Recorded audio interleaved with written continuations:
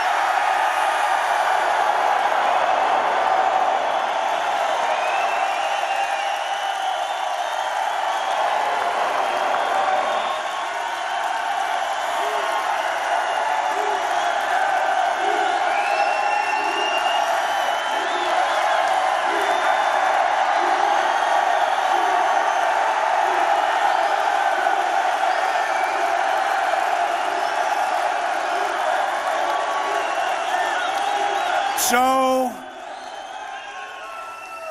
this is supposed to be a Democrat state. I don't think so. I don't think so. I don't think so. They have a very big surprise coming, don't you think? Very big surprise.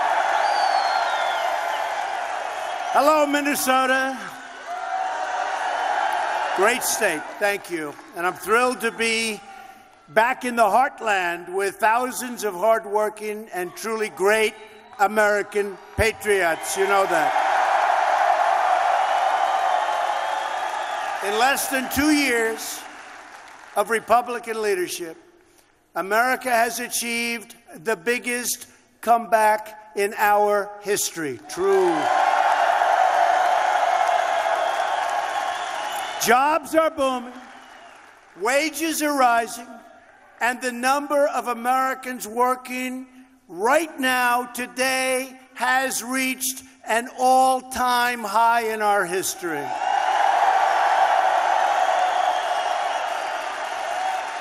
We are defending our great Second Amendment.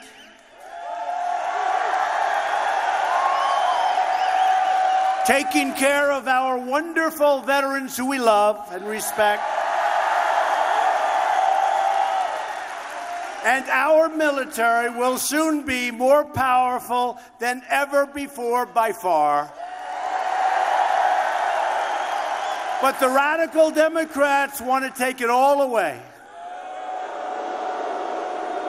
They want to destroy our prosperity. We've had great prosperity. You see what's happening. You don't want your 401ks being cut in half, and if you vote Democrat, that's what's going to happen. They want to erase our gains and plunge our country into a nightmare of gridlock, poverty, chaos, and frankly, crime, because that's what comes with it.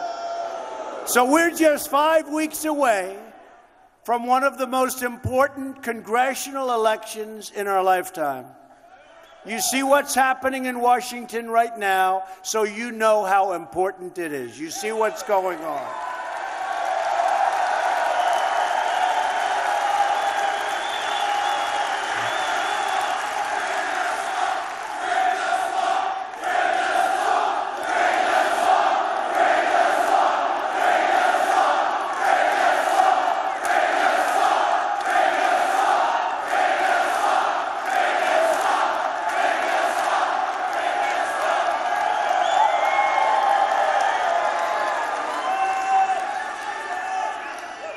By the way, look back there. Look at all that media.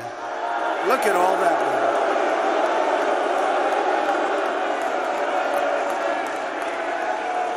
media. If we could ever get them on our side, we'd win for 1,000 years. For 1,000 years.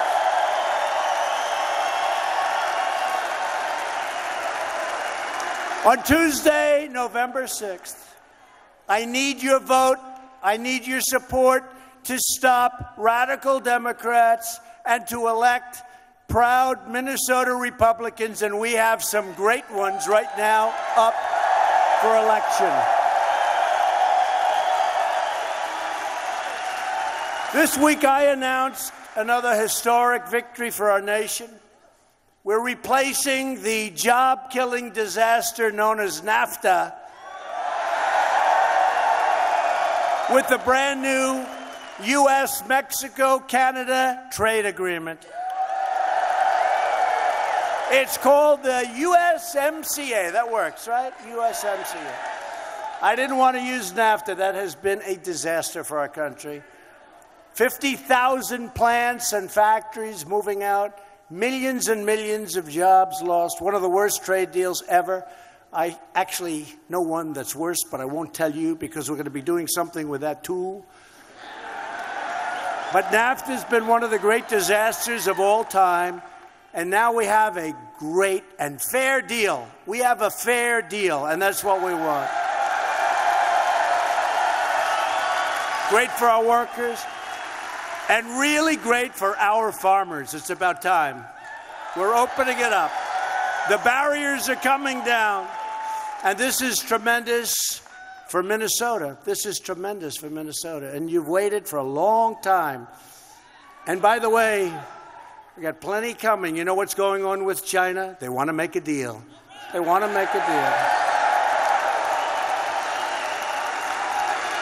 But I say they're not ready yet. They want to make a deal, but I told them, you want to make a deal, but you're not ready yet. So we'll talk later. We have secured landmark protections for the medical innovations being produced right here in your great state. You have great medical in your state. And we've removed unfair trade barriers for our proud Minnesota farmers and our dairy producers like has never, ever been done before in our country. America is winning again, and America is being respected again all over the world right now, and we're going to keep it that way forever. It's called America First.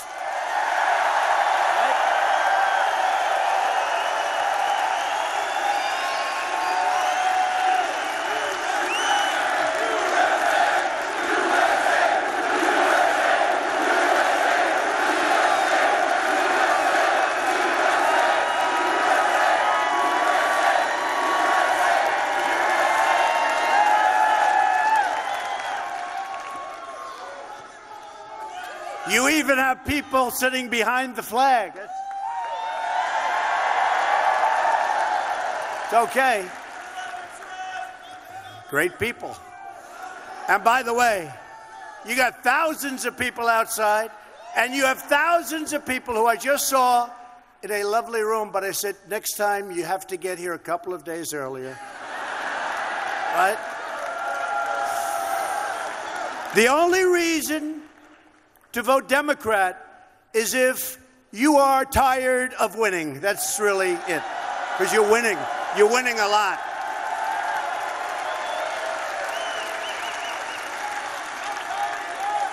There's never been an administration that in already less than 2 years, but can you believe we all did this together? We're coming up on 2 years. Can you believe it? There has never been an administration with you that's done so much in so little time. 2 years, no administration's come close. None has come close. And we've got a lot coming.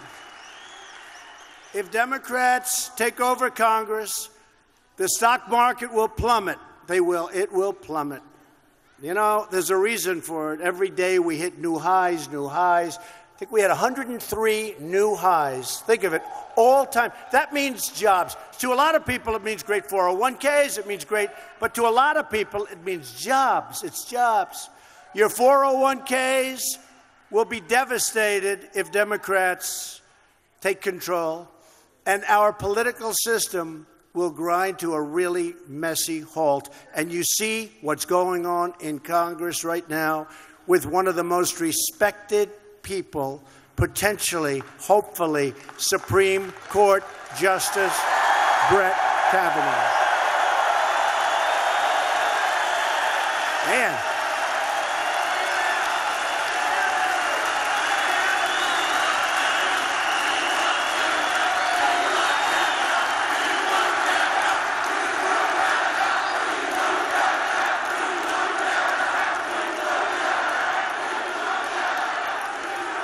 What they're putting him through, and his family is incredible, what they're putting them through. Democrats want to raise your taxes. They want to restore job-killing regulations. There's been no administration ever that's cut as many regulations. And we have regulations. We want clean water. We want crystal clear air. We want beautiful environment. But you don't have to have regulation that makes it impossible for our country to compete with other countries. And that's what we're doing. The Democrats want to cripple law enforcement. They want to get rid of ICE. How about ICE? ICE, they're tough and they love our country. But you need tough ones. They're tough. They love our country. They get rid of MS-13. They get rid of these gangs. You wouldn't believe it. They throw them the hell out or they bring them to jail. The Democrats embrace socialism. We're not going to be Venezuela. You see what's happening. And open our borders to deadly drugs and violent gangs. And I've said it, and I'll say it as many times as you want to hear it, and it's because of their policy. The Democrats are truly the party of crime, because that's what happens. Open borders, that's what happens. And the Dems are willing to do anything to hurt anyone to get the power they so desperately crave. All they know is how to do. You know what the words are. They want to resist. They want to obstruct. They want to delay, demolish. They want to destroy. That's what happens. That's what happens. And just take a look at what's going on. Democrats have been trying to destroy Judge Brett Kavanaugh since the very first second he was announced. And he was announced for one simple reason. He is an incredible intellect, an incredible person, an incredible talent. He's been an incredible judge because they know that Judge Kavanaugh will protect, uphold, and defend the Constitution of the United States as written.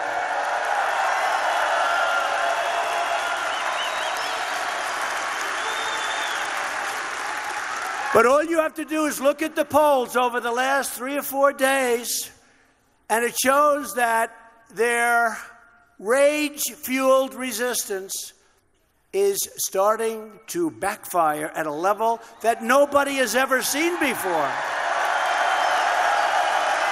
Nobody's ever seen it.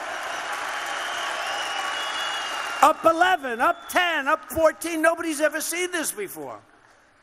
We love it. Do we love it? Do we love it? Because people see what's happening, and they don't like it. The people of Minnesota and the people of America are going to reject the Democrat politics of anger and destruction, and they are going to vote to keep making America great again, greater than ever before.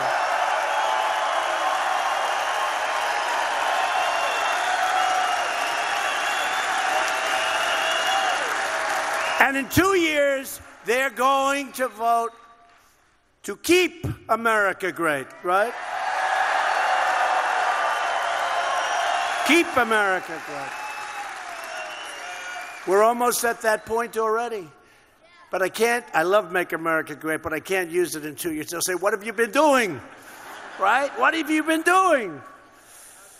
Oh, boy, I tell you, it's been a while. We have had fun, right? We've had fun. This is, and they don't even correct me when I say it. They don't even correct me. Fake news media. But this is, I mean, look at this statement. Look, as an example.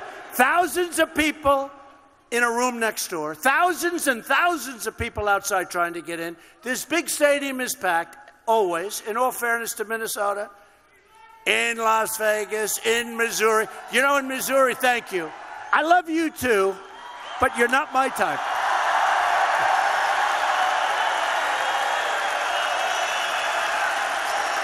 No, but, hey, Missouri, they had 44,000 people outside of a big arena. 44,000 people. Las Vegas, we went to, West Virginia was incredible. West Virginia, Tennessee. And you see how far Tennessee went up over the last couple of days. It's incredible. Missouri, wow, have we done great. Josh.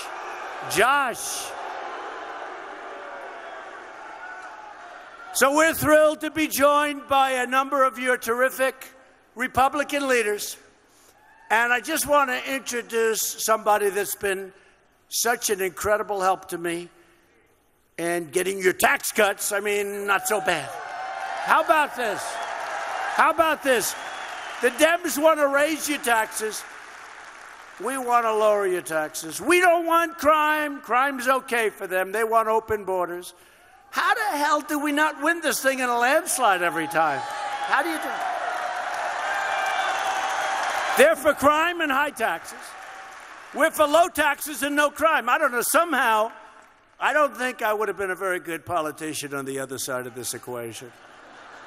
But a man who really has been helping me a lot. He's a tremendous force in Washington. He's respected by everybody. Congressman Tom Emmer.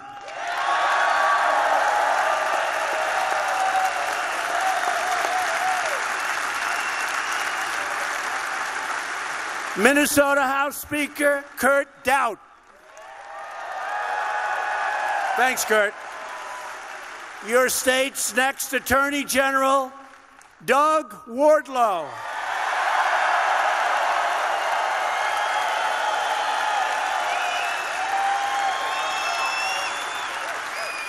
Your next governor, I hear he's doing very well, Jeff Johnson.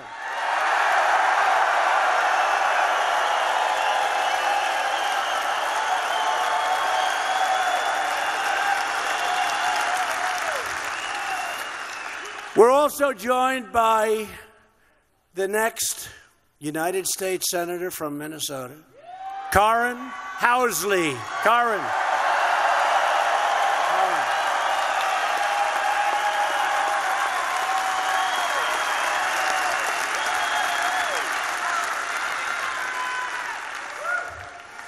So Karen is running against a far-left Democrat, Tina Smith, who nobody knows who the hell she is. Who is she? She was appointed.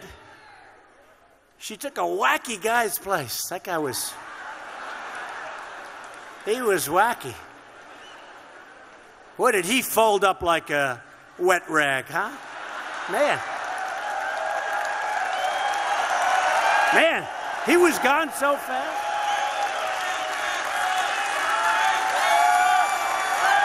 He was gone so fast, I don't want to mention Al Franken's name, okay? So I won't mention. He was gone so fast. It was like, oh, he did something, oh, I resign, I quit. Wow, he was gone, and he was replaced by somebody that nobody ever heard of. Her name is Tina Smith. Honestly, you know, I do this stuff for a living. I'm not sure I ever heard of her, and I need her vote. The fact is, there's no reason for me to have heard of her, because she's never going to vote for us. She'll always vote for Schumer and Pelosi. And, of course, the legendary low IQ Maxine Waters.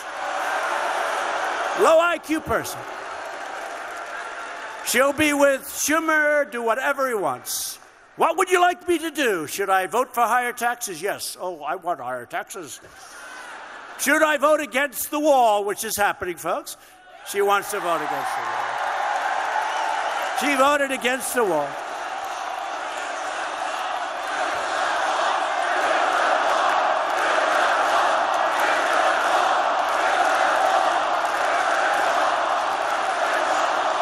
So we are building the wall. We started it, $1.6 billion. Now we got another $1.6 billion, and we just got another. But I want to build it at one time fast. But we're making a lot of progress on the wall. A lot of progress. Like to do it a lot faster. I'm good at building.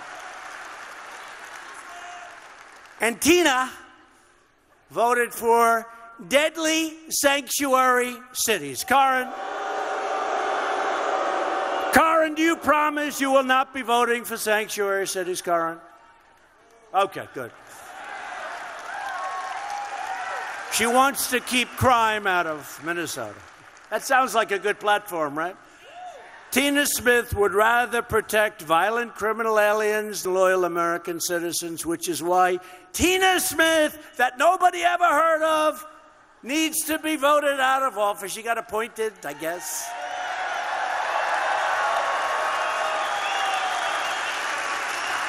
And Tina Smith is voting against Judge Kavanaugh. Can you believe that one? So he was number one at Yale Law School. I think she's looking for a better student. Finally, I want to introduce two incredible... By the way, Karen, come up, please.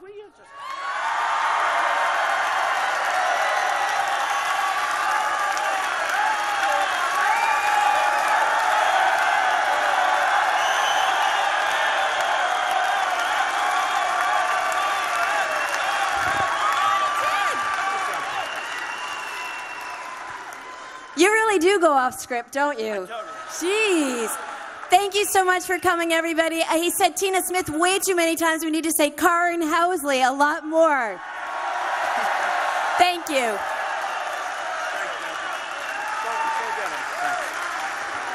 Vote for her. Vote for Karen.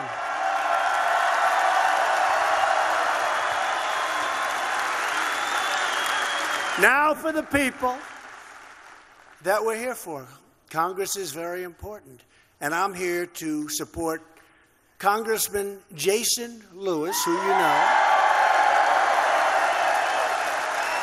He's a friend of mine who has worked so hard for us and so hard on your Second Amendment, which is under siege, and so hard on cutting your taxes and regulations. So, Jason, thank you. Come on up, Jason. And the next representative from Minnesota's 1st District, Jim Hagedorn. Come on up, fellas.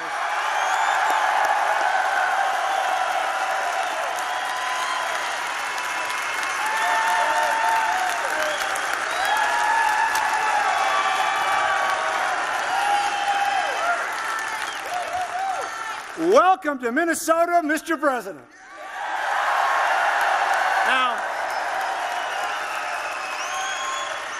Now, everybody in this room knows Minnesota loves President Trump. But I will tell you, in 2020, when he comes back here and takes this state, the whole world's going to know Minnesota loves President Trump.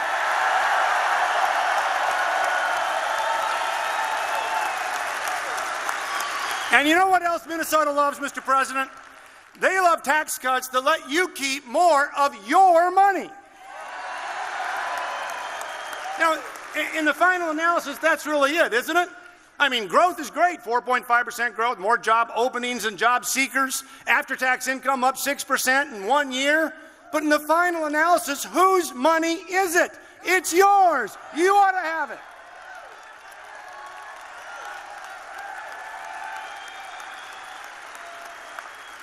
Minnesota loves manufacturing, mining, and energy production in the 2nd District.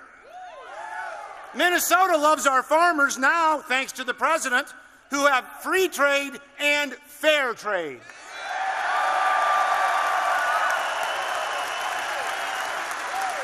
Right here in Rochester, Minnesota is very proud and loves health care, the kind of plan that you choose, not the plan that government bureaucrats choose for you. And that's why we repealed the Obamacare mandate and the president signed it into law. And one more thing, Mr. President. Minnesota loves your judicial appointments.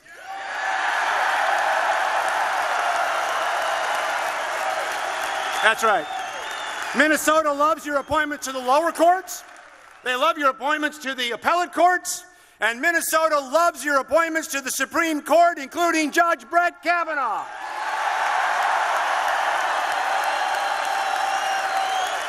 My friends, that's what's at stake in this election.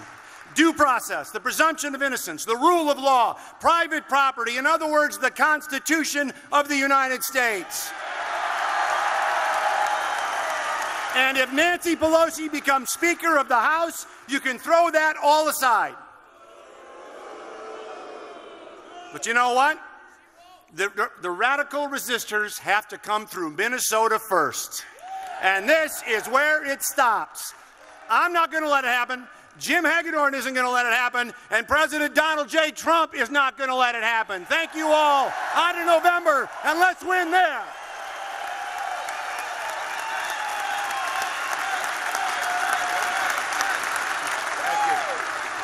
Well, does Rochester, Minnesota and southern Minnesota love this president? Absolutely. Boy, think back where we were just 2 years ago. Our nation's future was on the line. Had we not won that election, we would have lost the country the way the forefathers put it together. And by the grace of God, and we are grateful and proud, Mr. President, that year, and thank you for what you're doing for our country.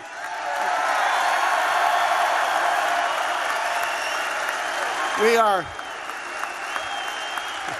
just want to give the president a quick update on the Democrat Party here in Minnesota. They've moved far to the left like the rest of the Democrats across the country. We actually have a guy running for governor who wants to make Minnesota a sanctuary state. We have two people running for United States Senate on the Democrat Party. They love late-term abortion, and they believe in gun control. And we have all these congressional candidates, including the guy I'm running against, who thinks that we should have socialized medicine, single payer. Does that make sense for the Mayo Clinic, Rochester? No. They want to resist. They want to replace. They want to take us back to Obama and then some. Are we going to let that happen? Heck no, not going to let that happen. Mr. President, we're going to work tirelessly, and because of your support and leadership and your endorsement, I want to go out to Washington and serve as a conservative reinforcement to partner with you to keep moving America in the right direction. Thank you, Mr. President.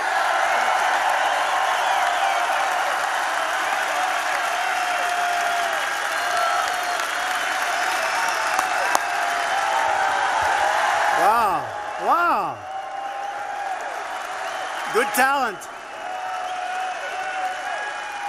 So Jason and Jim are both running against extreme Democrats. Jim's opponent, Dan Feehan, supports a total government takeover of health care, which drives your costs right through the roof, and the health care is lousy, by the way. Oh, that's so.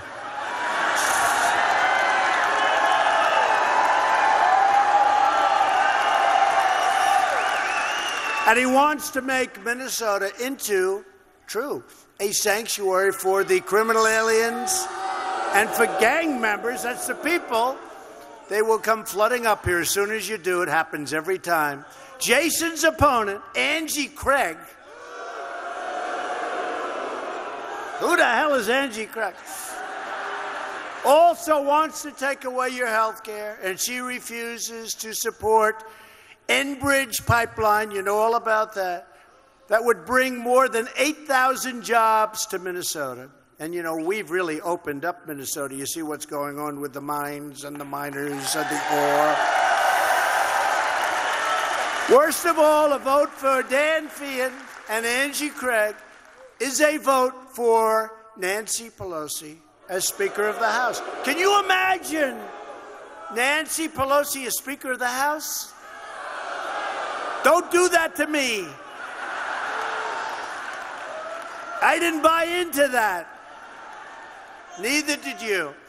If Democrats take charge, Maxine Waters will also. Now listen to this one. She's going to take over financial services in Congress. Can you believe it? Maxine Waters. That's one of the most powerful committees in Congress. If you want to stop Pelosi from becoming Speaker, if you want to stop Chuck Schumer from becoming Majority Leader, and if you want to stop the radical Democrats from running Congress, then you need to vote Republican. You have to get out there on November 6th and vote Republican. You got to get it and vote for these people. These are great people. A Democrat-controlled Congress would also pose a grave threat to Medicare. Now, you know what they're doing with Medicare. They'll destroy it. The majority of House Democrats have co-sponsored a socialist takeover of health care that would obliterate Medicare. Their plan is called Medicare for All, except they have no money. But it's really Medicare for none. Their plan would rob American seniors of the benefits they have paid. And they paid these benefits, and they paid so much money for their entire lives. And you take it away. Thank you, darling. Love these people. These people are so great.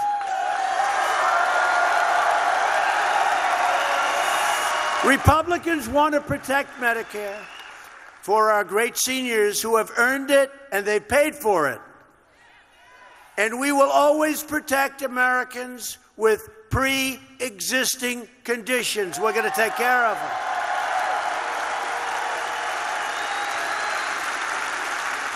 Some of the Democrats have been talking about ending pre-existing conditions, and some people have. You know what I say? We'll get a little more money from China. It'll be just fine. Okay? It'll be just fine. We'll be just fine. We're going to take care of pre-existing conditions, folks. Remember that. The lead sponsor of the Democrats, think of this, the health care takeover. Who's the lead sponsor? I've been reading so much about him. He did predict I was going to win, by the way. I will say that. That's the only thing he's gotten right in a long time. Keith Ellison. Did you know that? No, he did. That's right. He was on a show the day after I announced. On June 16th, I came down the stair with Melania, who's right now in Africa, our First Lady. She's doing a great job. Doing a great job for the people of Africa. Amazing. But Ellison was on a show the day after I announced. And he looked at two people, the hosts. He said, "You know he's going to win, don't you?" And they smiled. One laughed. They smiled. They thought I was just doing this for fun. You think this is fun? You think this is a lot of work. A lot more work than anybody knew. And that's the last time he's been right. But I'm glad he was right about that. Ellison is the #2 official in the entire Democrat Party, and he recently marched in a parade wearing a shirt that read, "I do not believe in borders." Oh, that's wonderful. By the way, you don't have borders, you don't have a country, folks. You don't have a country. Keith Ellison's Democrat Party embraces radical socialism and open borders.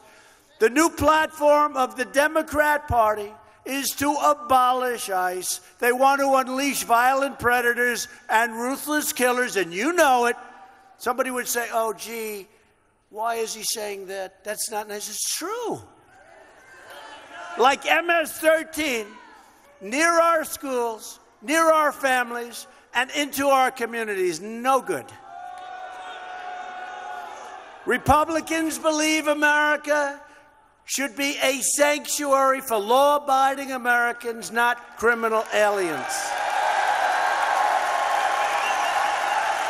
And Republicans proudly stand with the brave men and women of ICE, Border Patrol, and law enforcement, our police. Great people. They do an incredible job. My administration has also reformed our refugee program to protect American communities like you have in Minnesota, where you're being treated very unfairly, and to protect your families and your taxpayer dollars. If you want security, if you want a border, then what you have to do is immediately go out, think about it, get your friends, get your neighbors, get your workers. You got to go November 6th, vote Republican. Got to do it. Got to do it. We need the votes. You know, I keep hearing we have a majority. If somebody has a cold, we don't have a majority. If somebody's not feeling great, we don't have a majority. It's like the same. That's why we're getting the wall by hook, by crook. We're getting the wall, but it's so difficult. These guys want to stop it. They want to stop. You know, it's interesting. We got $700 billion for the military, which is, you know, many, many, many times. We got $716 billion for the military. We are rebuilding our military. But to get money for the wall, their whole life is trying to obstruct the wall because they know we want it. But you know what? It's not working. I'd like to do it a lot faster, but it's not working. We're getting the money. You think it's easy? Not easy. But we're getting it built, and it's already going up in San Diego and lots of other places along the border.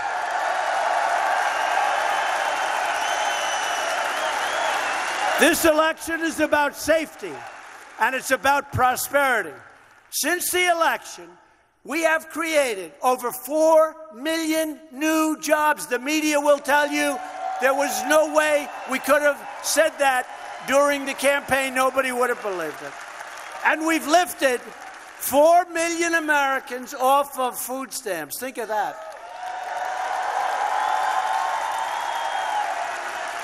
You know, when you do that, you save a lot of money, and you also make a lot of people really happy when you think about it, right? We've added nearly 500,000 new manufacturing jobs. Remember, you need a magic wand. You'll never do that. I say, what happens? We don't build anything anymore? And we have companies pouring into our country. And they're coming to Minnesota. They're coming to a lot of states. But we have companies. They're all coming back. They want to be where the action is. They're all coming back. They're all coming back. The auto companies. I was with Prime Minister Abiy 2 days ago. He said many of our auto companies are coming back. I said, no, that's not good enough. All of them have to come back, all. And he's going to do that. They're all coming back. They've already started. You look at Michigan, what's going on in Michigan, where they're coming back so fast. But they're coming back to Ohio. They're coming back to Pennsylvania, South Carolina, North Carolina. And they're coming in to a place called Minnesota. Do we love Minnesota?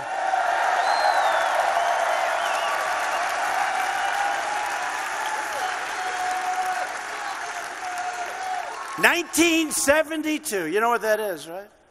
That was the last time And boy, we came like this close. One more speech up here, I would have won this state.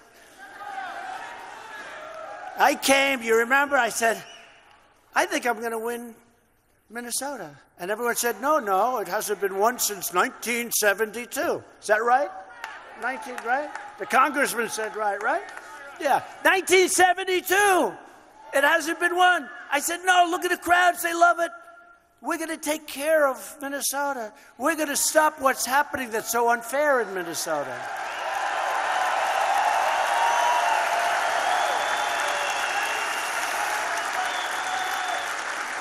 And then on election night, I said, let's go to Minnesota, but they already scheduled for a great place, a great state.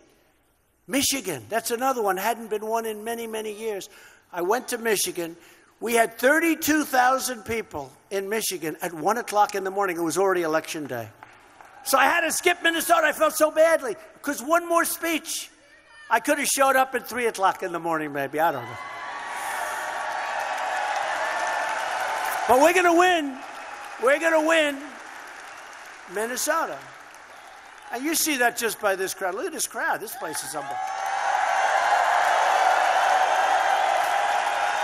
So something I'm very proud of, African-American unemployment has reached its lowest rate ever recorded.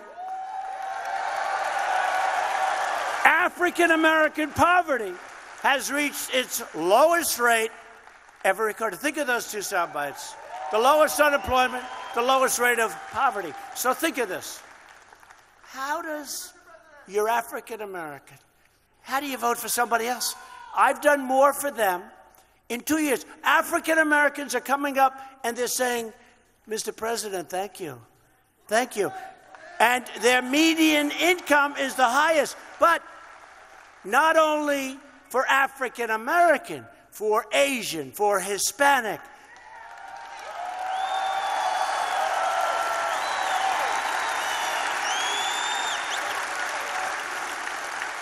Hispanic unemployment is the lowest it's ever been. Think of it. Asian unemployment, the lowest it's ever been. People with no high school diploma, that's a very important group of people to me, is by far the lowest it's ever been.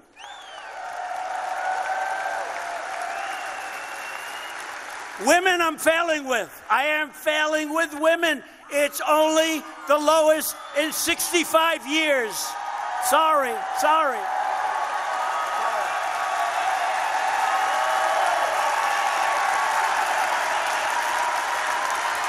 I thought it would be history by now, because I've been saying African American, I've been saying Hispanic, I've been saying Asian, and women, it's only the lowest in 65 years. But I thought by now it would be okay. Thank you very much. Thank you. Got a lot of energy, this one over here. She's got a lot of energy. Thank you, darling. Thank you. 65 years, not bad, but soon it's going to be in history, I predict. My administration has taken the toughest ever action, cracking down on China's trading abuses. We have to stop it. And we have a very good relationship with President Xi. I have a very good relationship, but we can't allow what's happened over so many years to continue happening. They've been taking $500 billion with a B out of our country and rebuilding China. And I said, we can't do that anymore. I'm sorry. For years, China has been draining us, taking our factories and building up their country with our money and at the expense of our workers and our companies. And we're not going to have it. No more.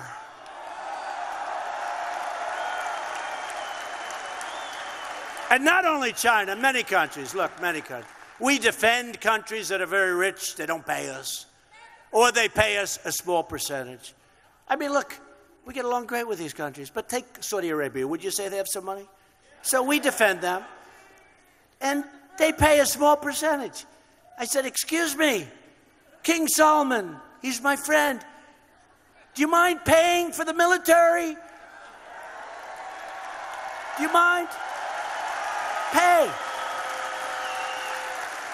They're paying for 30%. I said, you mind paying? But nobody has asked me. I said, but I'm asking you, King. He's great. He said, but are you serious? I said, no, I'm totally serious. Trust me. And they'll do it. He said, nobody's ever asked him. You're talking about, by the way, you're talking about billions and billions of dollars. Japan. No, President Obama would never have asked. That's not his kind of thing. It's not his thing.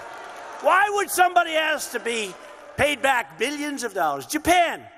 Very rich, very great country. I told you, Prime Minister Abe, great man, just won a fantastic election, big results. I have an incredible relation. I said to him, listen, we're defending you. We're doing a great job that we're sending missiles over Japan from North Korea. Because of me, those missiles aren't going over Japan anymore. There are no more missiles, no more testing, no more nuclear.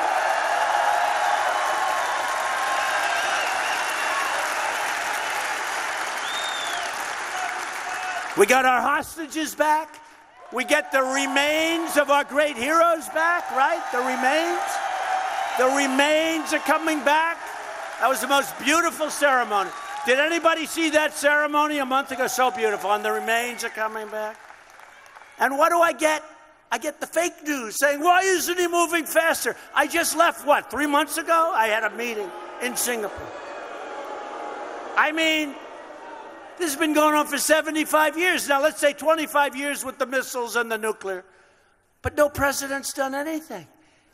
It's like 3 months. And then they'll say, the all-time great, what's taking so long?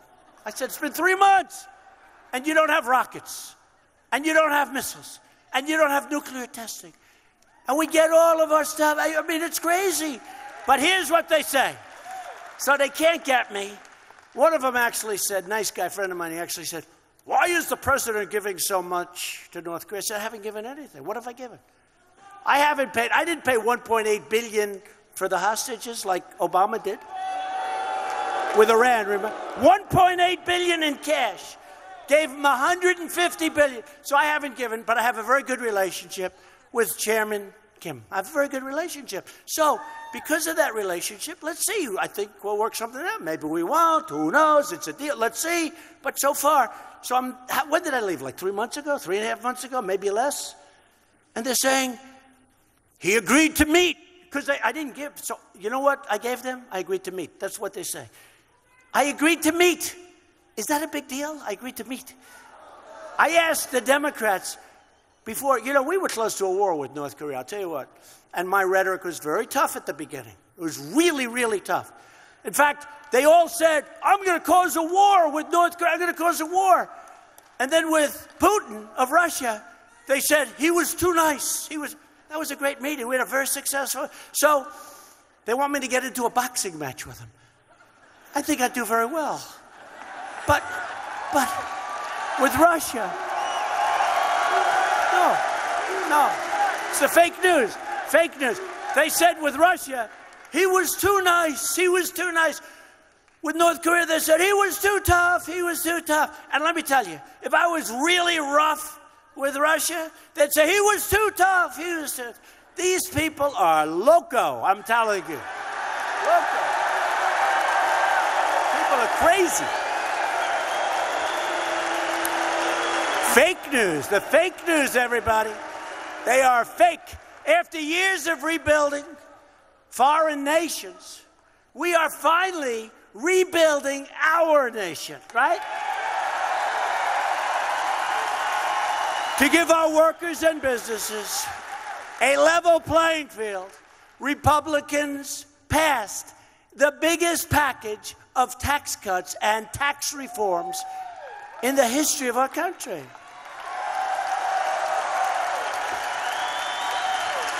Better vote for Karen. They want to take them away. They want to take them away. We've taken historic action to make health care more affordable.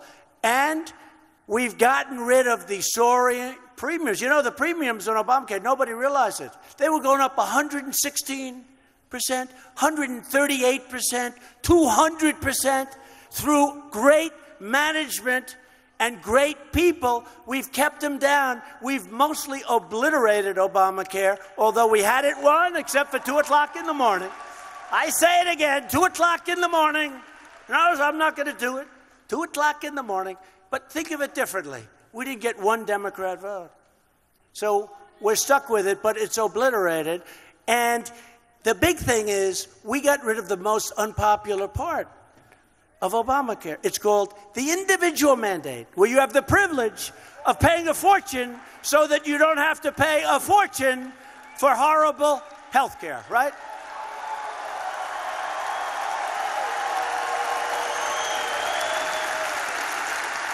So the premiums in Minnesota this year are coming down by double digits. Think of that. And I don't even like this stuff. But while we have the remnants of Obamacare, we're working to make it much more affordable than you had. And to reduce drug prices. The FDA has approved a record number of affordable generic medicines. And that's not all. Drug prices are coming down. You might have seen last month where I called up some of the drug companies. I said, folks, you just raised up the drug prices. You can't do that. And they all reduced them. Do you believe it? That's when I said, I've got a lot of power.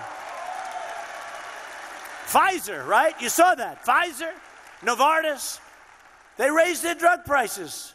And I'm bringing them down. I said, what are you doing with raising them? I'm sorry, Mr. President, we'll reduce them immediately. I said, man, this is a powerful position. I've never seen it. First time in the history of drug companies that they've done that. They literally announced it. I called them the next day. I told them I was extremely unhappy. And they said, we're going to reduce it. Who the hell does that? Do you think Hillary Clinton would have done that? I don't think so.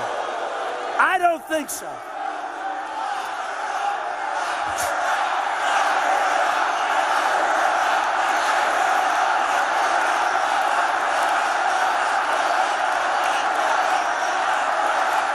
By the way, she or whoever it might have been, Crazy Bernie, whoever they put in, they wouldn't have done any of the things. We did the greatest trade deal. Look at the money. We did 4.2% GDP. They were going down. They would have had a minus 4 point. They said 4.2% is impossible. It's going to go higher, much higher. We have such potential between military and trade deals. We have hundreds of billions of dollars worth of fat and potential. And one I love, hopefully you don't need it for a long time or never, to help critically ill patients get life-saving treatments. We passed Right to Try. I love it. I hope you don't need it. I hope I don't need it too. I hope you don't need it. But that's, we have the greatest, frankly, the greatest drug companies in the world. And we would have drugs that will take 4 or 5 years. We brought it down from 14 years to get approved down to 4. I think we'll be at 3 or 2. But still, you got to wait a long time. And a person was dying, a person was terminally ill, and they have a great, possible cure. And so a person wants to see if they could possibly, you couldn't get it. There was no way of getting it. No way in a million years. I worked with Congress, including these guys, and Greg, right? And Jim and Mark and the whole group. But we worked with Congress, and we got it done. I love the name, Right to Try. Now, they can go, they sign a paper. You have no idea. They've been trying to get this for 40 years. Who would think? They've been trying for 40 years. And it is. You have problems with insurance companies. You have problems with trials. You have problems with so many different things. You have problems with everything. Everything is there. And you have problems with liability. I said, sign a document that there's no liability. They don't want to give something, the person dies, and then the family sues the country. That's no good. So you sign away your rights, you take it. And you know what happened? Everybody said, wow, that's a good idea. Can you believe this? So after 40 years, we have it. And now people are trying it. And you know what? We've had some incredible results. And it's also telling you whether or not this stuff works. There's something good about that, too.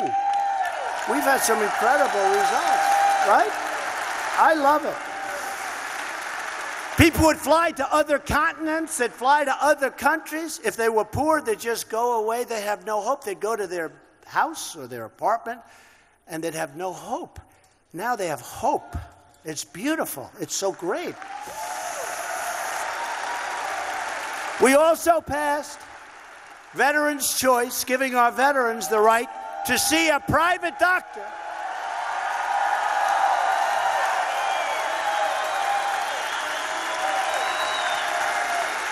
See a private doctor instead of waiting in line. I mean, we had people waiting for 3 weeks, 2 weeks, 12 days, 9 weeks. We had people that were not very sick. It took them so long to see the private doctor, to see a doctor, a veterans doctor. And they're very good doctors. We really do. We have great doctors. But it's a long process. So they're not very sick. By the time they'd see the doctor 22 days later, they'd be terminally ill. Think of it. They would die. They would die online waiting. They now have the right to go to a private doctor, and we pay the bill.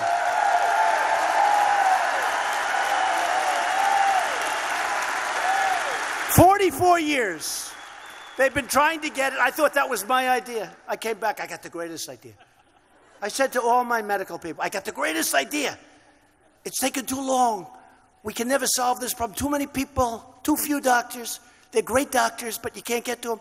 I got the greatest. We're going to have the people go to a private doctor. We're going to pay for it." They said, "Sir, we've been working on this for 44 years. But I got it approved because I'm good at getting things approved," right? Right? It's all done. All done. And these people helped me right there. They helped me with it. Right there. And we also passed landmark VA accountability law to ensure anyone who mistreats our veterans will be held accountable. We say, "Jim, you're fired. Out. Get out. Get out." We had no right to do it. Between the unions and the civil service, they could do anything. They could be sadists, and they were. They were sadists. These are sick people. They could be sadists. They could be stealing. They could be robbing you blind. They could be doing anything. You couldn't fire them. They were totally protected. Now you just fire them. Get them out. We have secured a record $716 billion to rebuild our military and give our brave warriors their largest pay raise in a decade. And at my direction, the Pentagon is now working, I'm so excited about this, to create the sixth branch, number 6, of the American Armed Forces called the Space Force. We have the Air Force, now we have the Space Force. I withdrew the United States from the horrible one-sided Iran nuclear disaster deal. And we've opened the American Embassy in Jerusalem.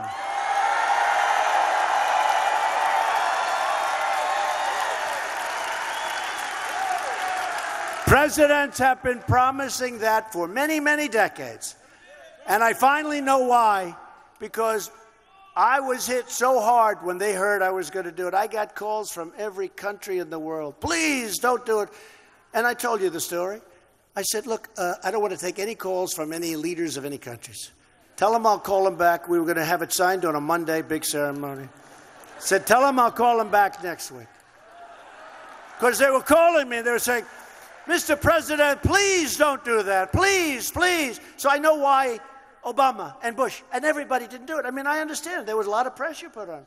So I just said, "Tell them I'll call them back next week." So on Monday, I signed it. And then on Tuesday, Wednesday, and Thursday, I'd call everybody back. "Hi, how you doing? What's up?" "Well, we didn't want you to do..." I said, "Oh, I'm sorry. Gee, it's too late. What can I do? What can I do? What can I do?" For years, you watched as your leaders apologized for America. Now you have a president who is standing up for America more than ever before.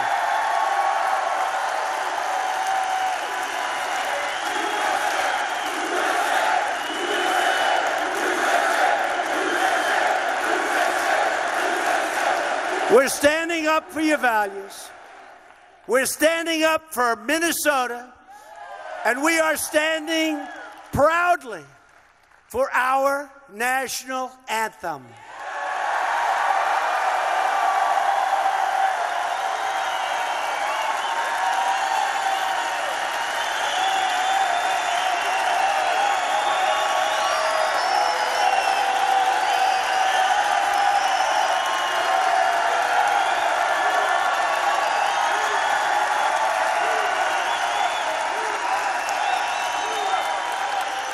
I'll give you a quick story that they don't know, they never heard. It's hard to believe. I thought they knew everything about me. So in making the deal with Mexico and then Canada, as you know, Canada was very tough, but they worked out fine. And the NFL, because we talk about the flag, and I'm not happy about it with the NFL, okay? I'm not happy. If it's okay with you guys, is it okay with you? Not happy. People should stand proudly for our national anthem and for our flag. So I'm not happy. I'm not happy. But that seems to be working out. Do you notice? That seems to be working out very good. But to show you, so we're making the deal with Canada, and it's big stuff. You know, it's cars, and it's farming, and it's agriculture, and it's factories, and it's big, big dollars, tremendous. They say it's the largest trade deal ever made, $1.3 trillion. But I heard that the NFL had a big problem with Canada on their advertising, on the commercials. A big, big problem. I'm not going to get into what it was, but it was a very bad problem, and it went on for years, and it was really hurting the NFL. Now, I don't care. I like some of the people. I don't like some of it. It doesn't matter. It's an American company. It's a great American company. So during the negotiation, I said, you got to fix the NFL problem. They said, what? I said, you got to fix the NFL problem. Took me 2 minutes. And now the NFL is so happy, it's all worked out. It's all worked out. They don't know that. It's all worked out. Got to fix it. And now our country will be taking tens of millions of dollars more money. It's going to go, a lot of it's going to go to the players, and they'll still hate me. Can you believe it? But you know what? Think of it. It took me 2 minutes. You got to fix the problem. It's because, not because I love them or don't like them. I do like them. It's a great American company. I said, you got to fix the NFL problem. It's unfair what you do to them during the Super Bowls. Very unfair. And I got a call from Roger Goodell. No, very nice. Oh. And I figured he was calling about the flag. Like to say, could you leave us alone, please? And he wasn't. He said, Mr. President, I'd like to thank you for what you did. You solved a problem that was going on for years. The Obama administration couldn't do it. Nobody could do it. Nobody could get it done. I did it in 2 minutes. It was like, you got to do it. You got to do it. It was a tiny little part of the deal. I figured, what the hell? It was like 2 sentences. But it was very nice. Roger Goodell called me. And then Bob Kraft, who's a great owner. Now, it's great to have Coach Belichick and Tom Brady. That's a good thing, right? I always say, Bob, you're a great owner, and you're one of the luckiest men on earth. You took Tom Brady in the 6th round, right? And you have the greatest coach in football. That's a good thing. And he's a great guy. But he called me to thank me, and Roger Goodell called to thank me. Very nice. And we're all friends. I want what's good for the country. People said to me, true. One of my killers called up. We have very tough negotiators, very smart guys. We have like the A-team of the world. And he said, you know, we could have that NFL deal. I heard about it for years. Everybody heard about it, what they were doing. They said, you know, I think we could fix that NFL deal. I said, let's fix it. They said, really? You want to do that? I said, no. They're a great American company. They're going to pay tax on that money. They're going to pay the money to people that work and live in our country. Fix the deal. They were surprised. I said, fix it. They fixed it. And it was a nice thing. Okay, enough of that. That's enough of that. So the NFL, good company, great people. We're lifting millions of our citizens, and you know this, from welfare to work, from dependence to independence, and from poverty to prosperity. That's what's happening. That's what's happening. And a lot of people are coming out of prisons, and they're able to get jobs now. Isn't that great? They're getting a second chance and even a third chance, and they're getting jobs. And people that are hiring many of these prisoners are saying, unbelievable how good they are. It's so beautiful to see. And before, they wouldn't have a chance. People didn't want to hire them. They're hiring people coming out of prison, and these people are stepping up. I have a friend that hired many, quite a few. And he said, he can't say everyone, but he said, these people are unbelievable. They're so hardworking. We've given them a second chance. To me, it's a beautiful thing. But to continue our incredible momentum, you have to get your friends and get your family and get your neighbors and your co-workers and get out. And you have to, November 6th, you have to go out and vote Republican. Send Jason Lewis and Jim Hagedorn to the House and vote to send Karen Hoseley. Get Karen Hoseley into the Senate. We need her. We need her vote. We need her. She's going to be fantastic. Forget about Tina. Karen, they're going to get you in. A vote for Republicans is a vote for lower taxes, less regulation, and more products made right here in the good old USA. That's what we want. It's a vote to respect our borders, respect our Constitution, and to love and respect the heroes of law enforcement. Great. They're great. They're great people. No easy job. And a vote for Republicans is a vote to reject the Democrat politics of anger, division, and destruction. It's destruction. And to unite together as citizens, as patriots, and as Americans. To everyone in this beautiful, big, rich room, to every citizen watching across our land, this is your time to choose. It's a time to choose whether we turn backward to the failure and frustrations of the past, or whether we continue forward into a future of American greatness.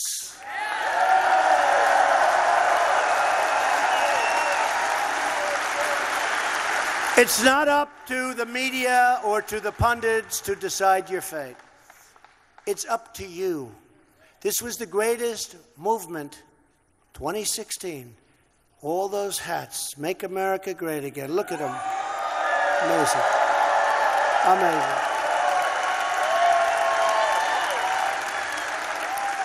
The greatest movement in the history of our country. It is. I mean, there's never been a movement like this. There's never been a movement like this. As an example, the presidential elections, not for 2.5 years. Look at this room. Look at this. Look outside. This is not a normal situation. This is the greatest movement in the history of our country, and they know it. And they don't even challenge me when I say it. Because if it was wrong, they would be headlines, Donald Trump. It's up to the proud people of our country and the very proud people of Minnesota, a great state. You have the power with your vote to defend America's honor and reclaim America's future. Loyal citizens like you helped build this country, and together we are taking back our country, returning power to the American people.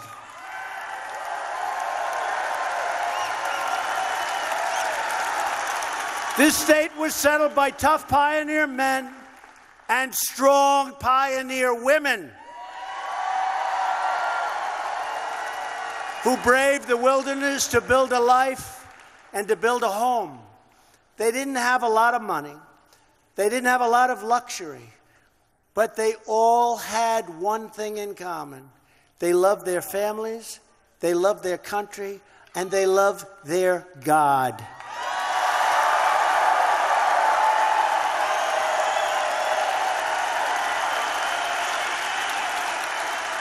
These courageous patriots did not shed their blood, sweat, and tears so that we could sit at home while others try to tear down their legacy and destroy our proud American heritage.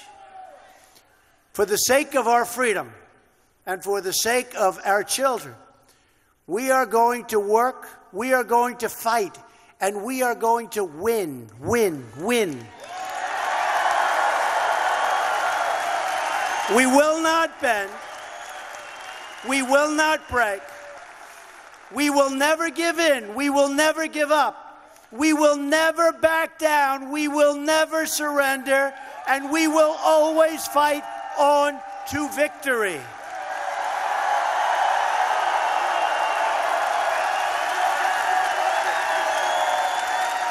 Because we are America.